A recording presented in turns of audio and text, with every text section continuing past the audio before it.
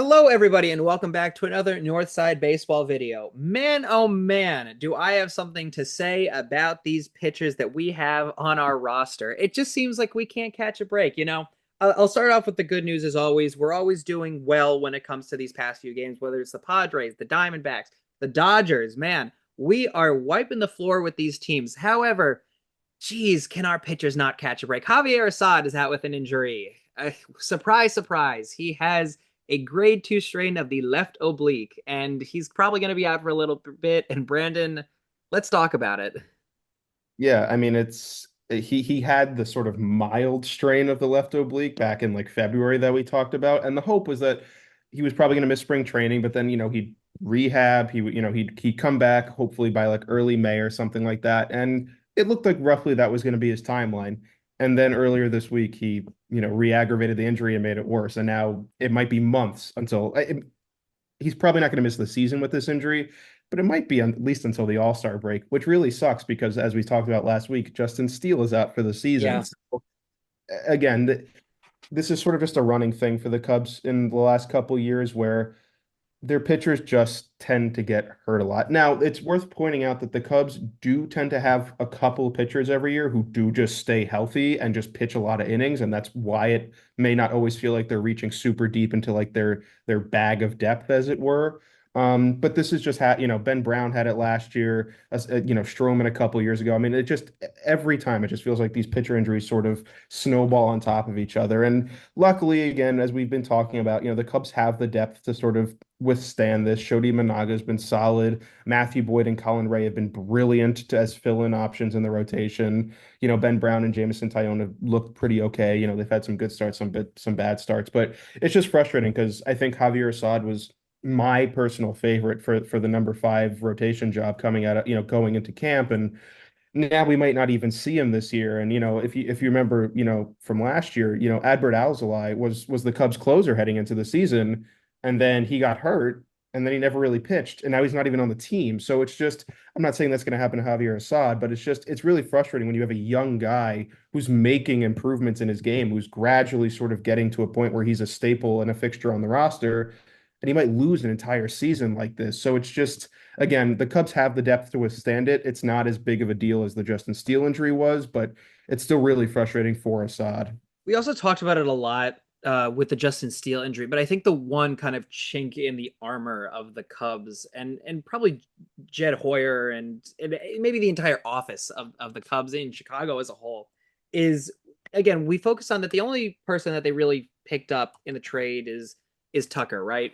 And I wish they would pick up more pitchers, right? Because the whole point of what the Cubs do is with their, they go into the minor leagues and they say, all right, we're going to get these young guys. And like we saw with Assad, and again, now he's out with the injury, but we're going to get these young guys and eventually they'll make it up to the majors. And again, they'll produce great things. But what the Cubs don't do is they don't get pitchers. And it pisses me off because, again, if we run into these issues now with Steele and now Assad, we would not have these things because we would have veteran players that we would get from other teams during the trade, and we would have people in the back pocket, and now we don't. And that's the one thing I kind of want to focus on here.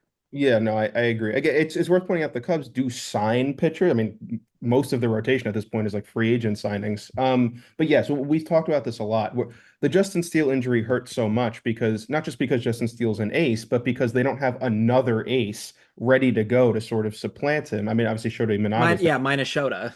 Yeah, but like having, had they signed Corbin Burns or had they traded for Crochet or, someone like that over the offseason, it makes all these injuries, it softens the blow.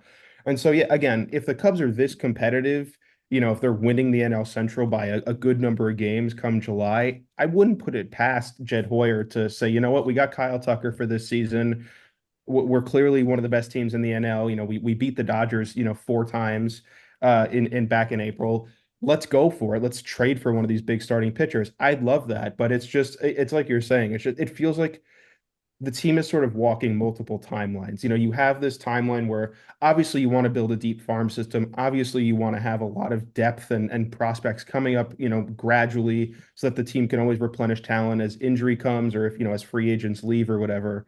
Um, but it's also like Kyle Tucker's here for just this year. There's no guarantees that Kyle Tucker's here after this year. There's no guarantees that the Cubs are going to be this good again next year. if they're still this, if they're still competitive come June, July, which hopefully they should be, I would love to see them go for it, which to this point, outside of the Kyle Tucker trade, Jed Hoyer has been very reluctant to do. Yeah, Um, it's disappointing again, and I think as fan, look, on the business side of things, they're gonna make decisions no matter what, and we have no control over it. But I think as a fan, it hurts, and I think the other thing I worry about is putting all that pressure on the veterans like Shota Imanaga. Again, now with Assad out, now with Steele out, again, I have no doubt in my mind that Shota Imanaga can hold his own. However, God, again, I'm going to knock on wood here, but God forbid he gets an industry injury. I keep saying industry injury. What happens next? Who fills his shoes? We do not have another ace in the hole, and it's a domino effect. Once another ace goes down, I feel like the entire thing kind of falls apart. yeah.